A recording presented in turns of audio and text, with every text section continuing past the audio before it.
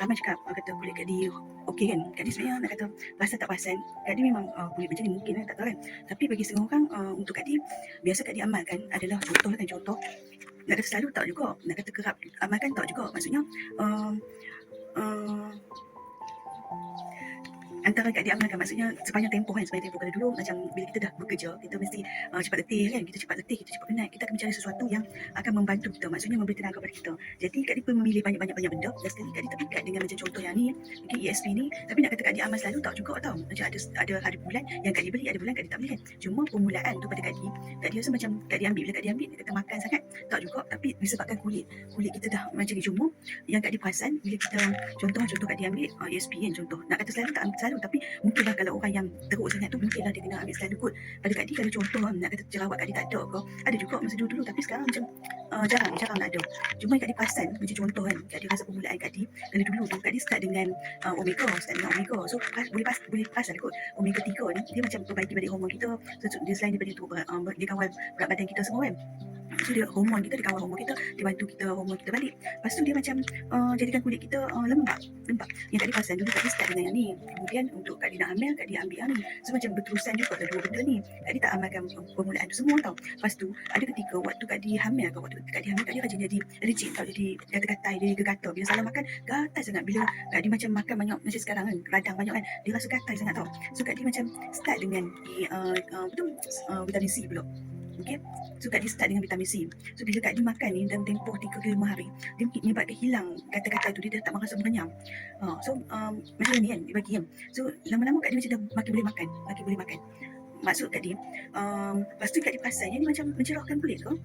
Kak Di perasan dia macam melembabkan kulit Kak Di lah. Untuk Kak Di dari segi mencerahkan tak pasti, tapi amal yang terkuat lah. So kalau ikutkan daripada tempoh lah yang lama Kak Di amalkan, yang ni lah lama, yang ni, lepas tu yang ni, lepas tu yang ni. So kalau kita semakin kita dah tahu lama kan, maksudnya kita dah tahu apa suplemen yang kita perlukan, ataupun kombinasi multivitamin yang diperlukan. Contoh kat sini pun dia angkat sebagai multivitamin. Dulu Kak Di tak suka tahu dia multivitamin adalah benda yang besar, benda yang warna hijau tak cantik. Tapi bila Kak Di dah tahu multivitamin tu, kita ingat dia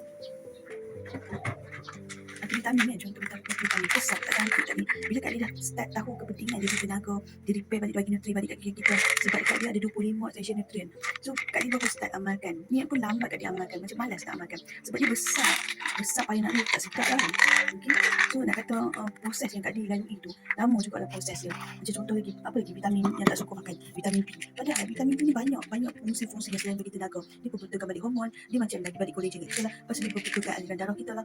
So dia ada fungsi dia. Macam sini dia bagi 8 jenis vitamin B kan.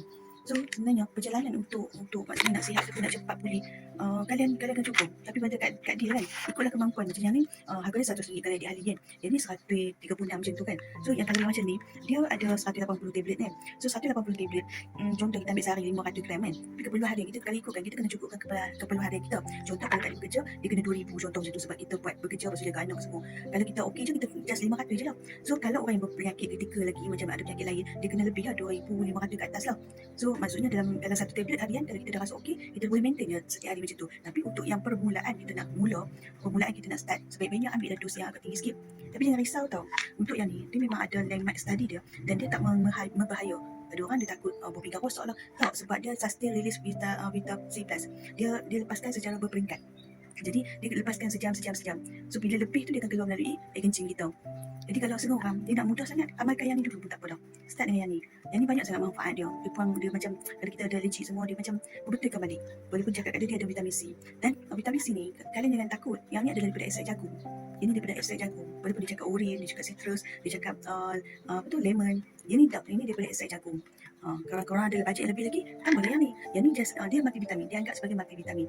Okey, dia boleh dianggap sebagai multivitamin, lepas tu dia mengenyangkan sebab dia protein. Okey, lepas tu dia ada apa lagi ya? Kalau korang kombinasi kan, macam yang ni, macam contoh kalau tambah lagi yang ni untuk kita anti radang, dia cepatkan pemulihan.